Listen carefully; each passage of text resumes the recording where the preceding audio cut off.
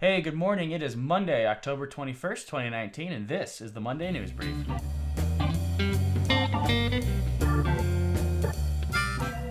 Hey everyone, thanks for stopping in and joining us for another edition of the Monday News Brief brought to you by CDTTV, a part of the Central Dakota Times. I'm your host, Nate Iverson, and this week we have Chamberlain School District Superintendent Debbie Johnson joining us once again. Debbie's going to be giving us a little bit of an update as to what's been going on with the school district, as well as some of the things being discussed on the school board. And as always, if you'd like to see this full interview in print, other news, updates, sports, and more, be sure to pick up your very own copy of the Central Dakota Times every Wednesday morning wherever newspapers are sold in Central South Dakota. Let's get to it. It is Monday morning, CDTTV. It has been a month again already. Yes, a month. Last September, it was 75 and sunny, and now there's snow on the ground in some places. And we've already had a snow day. That's weird. Yeah. So, anyway, let's talk about some school district stuff. All right. Let's start with just some of the super fun policy reviews. I found some of these pretty interesting. If you just lightly touch on Section C, the General School Administration, this is the Sure. second reading. You do 3 readings, right? Correct. Okay. Yeah. Most of the time, the board there will be a couple of these policies that they can go ahead and do after the second reading. Oh, they can sure. approve. So we'll probably do that in a bundle next time at the board meeting. Well, general school administration is just about, there's some different policies in there about the superintendent, the qualifications, the evaluation, some of those types of things, responsibilities. And then organizational chart, the administration of school buildings, different committees, development of regulations, program consultants, any of those types of things. Okay. It's just really about the basics of running the district. Gotcha. Yeah. Okay. And then we also had one last night about a policy on for the high school that Jeff Steckelberg had put in, and it was just a clarification on some homework when kids hand in work, what the policy and what the percentage is. So it really isn't anything different than what we're doing, but needed to clarify it in policy. Okay. And then the third grade team request, they would like to have science and social studies be a pass, fail, grade type of grade, needs improvement. And it's because it's based more on a lab setting. And in that grade level, they just don't have a lot of tests and concrete things that they can go ahead and put into the grade book. Sure. And so they would rather have it as a pass, fail, and needs improvement. I guess it wouldn't be improve or fail, it would be unsatisfactory. Oh, okay. What the clarification they use on that. And then we also did a little bit on the grading system. There were a couple of areas there in that needed to be updated, so we went ahead and put that in there too, and we'll take care of 2 items at one time for the elementary handbook, which will then be put into the handbook and right on the website. So it'll all be updated. So with the grading change or the system change in the grading system, is that going to be a major switch, or what are some of the Okay, so this was done. specifications? This was done last year, and Okay. it just didn't enter into the elementary handbook for some reason. But the board allowed us to go to a 92% for an A-, and before it was a 94. Okay.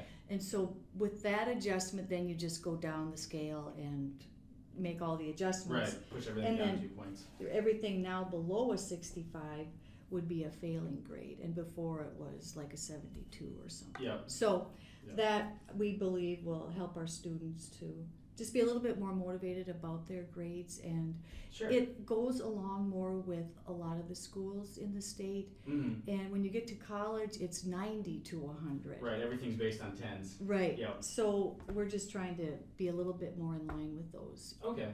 areas. Yeah, so that, I think that'll turn out well. There really weren't any questions last night. I think we laid it out pretty easily for the board to understand that this is how we'd like it, and there really weren't any questions, so we'll most likely be able to pass those next time. Okay.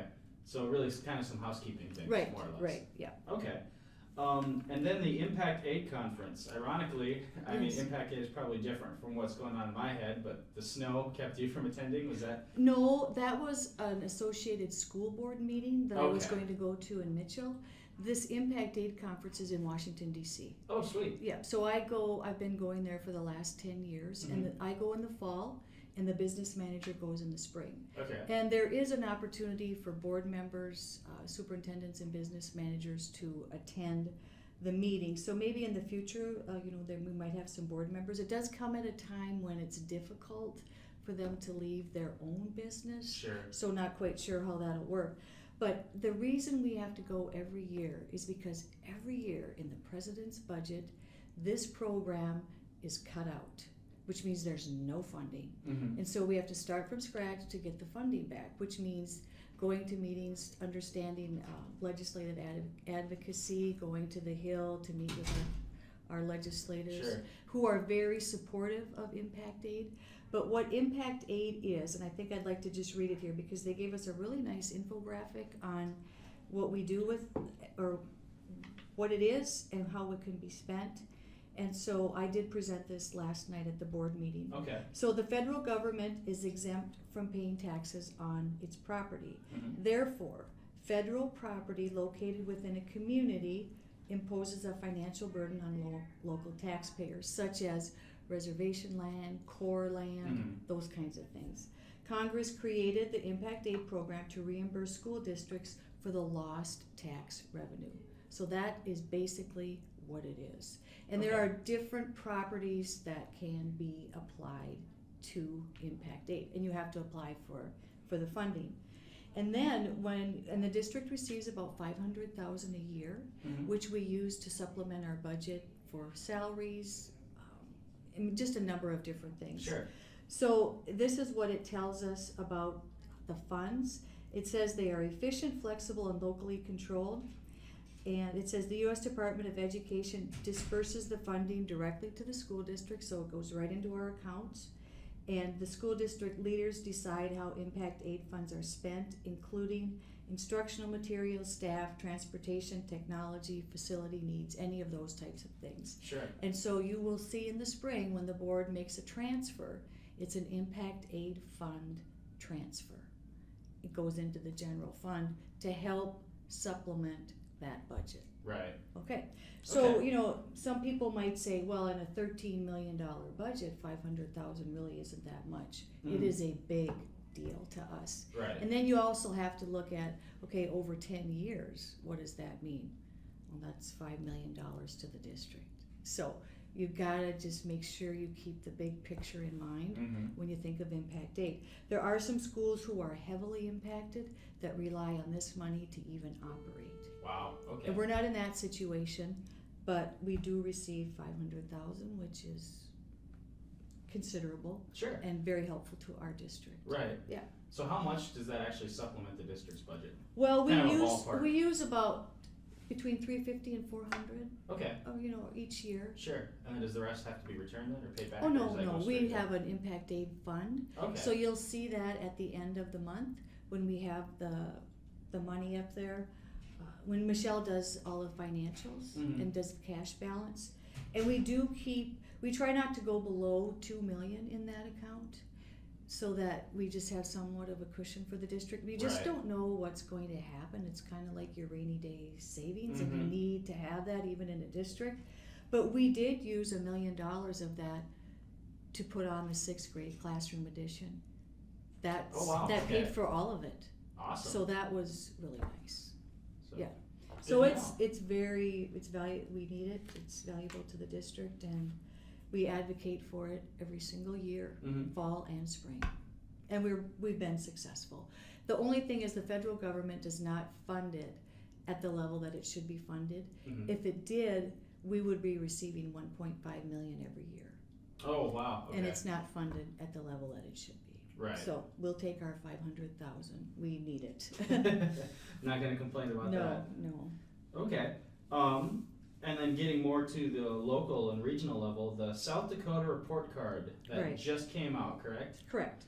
A few weeks ago it did, yeah. Okay. And is that the state, and then they also specify the school too? Are there two Yes. levels of that? Yeah, you can have the state, the district, and individual buildings are grade levels. Okay. All right. So what we did last night then was we looked at the big picture, the high level scores. And we have some subgroups, and we'll be taking a look at those at some future board meetings and talking about those. And you have to have at least 10 students identified to be in a subgroup. And we're very careful about that because you don't want to ever be able to identify individual students when you do subgroups in public, you know. So that's a snapshot of what our students know, not a full picture. Right. Because we have a lot of different assessments that we use in the district to assess learning for our kids.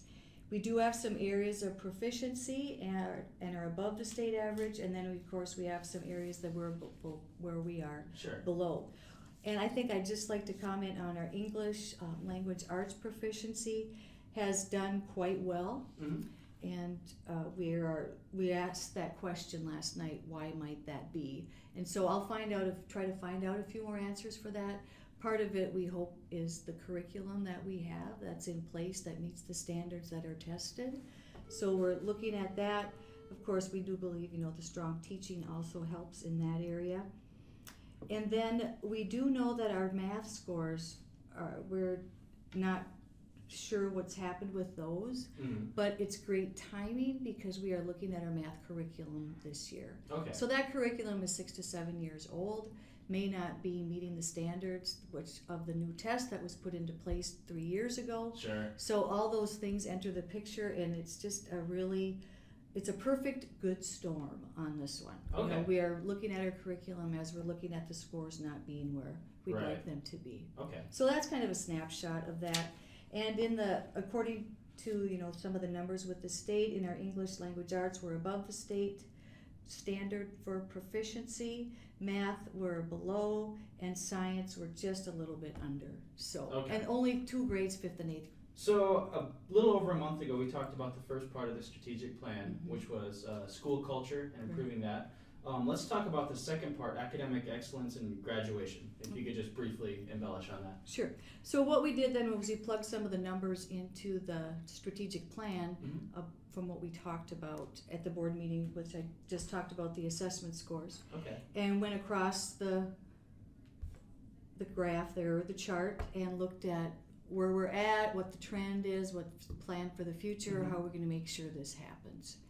And so I was really glad that we finally had our numbers, we could plug them in there.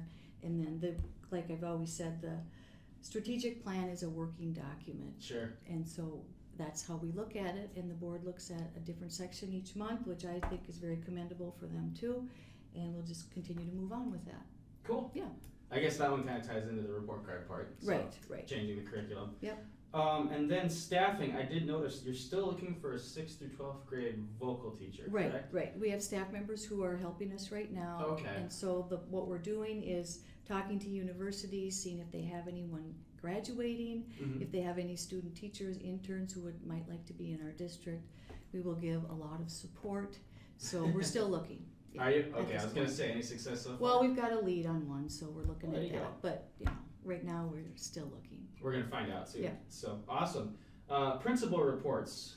Okay. Well, each time we have a meeting, each principal gives a little blurb about what's happening in their building. So they'll focus on academics, some of the activities going on, maybe some of the successes in the past. For example, last night, Mr. Steckelberg did let the board know some more specifics about homecoming. Even though it's been in the past, we haven't had a meeting since then. Right. And just really want the public to know how much we appreciate their support, the police, and all the staff that did what they needed to do. So he did that.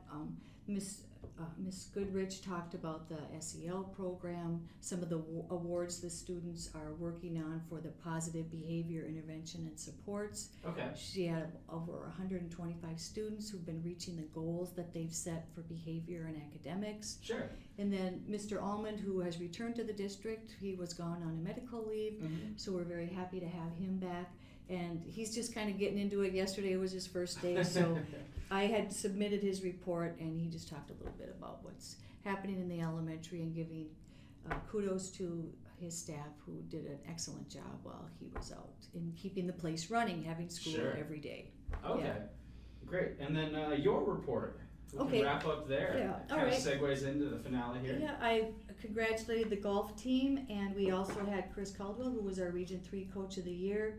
Some armory floor recognition. I appreciated Keith, Annette, Bill, and Michelle for representing the district that night. All right. And also a real positive for Michelle because that was her first major project in the district, and she did excellent work in leading the charge on that.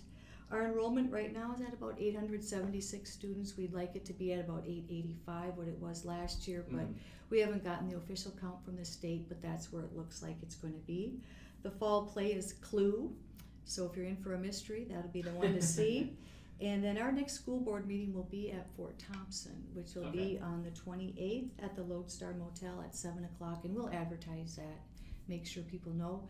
We'll also have our Native American Parent Advisory Group meeting before we have our board meeting. So that was my report, along with just a few audit notes. The audit looked good. We haven't had the main report from the auditors, but overall things look good in that. So the district is financially in good shape. Good to know. Yes. So, all right. especially with that impact date. Yeah, right. Life is good. So. Yes. Well, Dr. Johnson, before we wrap it up, you have anything else? No, I don't think so. I think that pretty much takes care of it for today. All right, cool. Well, we'll see you in a month. All right. Thank you very much, Nate. Hey everybody, thanks for stopping in again and joining us for another edition of the Monday News Brief, brought to you by CDTTV, a part of the Central Dakota Times. If you enjoyed this content and want to see more of what we have to offer, feel free to check out our website, www.centraldakotatimes.org. We're also available on YouTube by searching Central Dakota Times newspaper, and on Facebook by simply searching Central Dakota Times. We'd love to have you drop us a like on Facebook, become a subscriber on YouTube, and check out some of the free content we have available on our website. And as always, you can pick up your very own copy of the Central Dakota Times every Wednesday morning wherever newspapers are sold in Central South Dakota. Until next week, I'm Nate Iverson, and have a good one.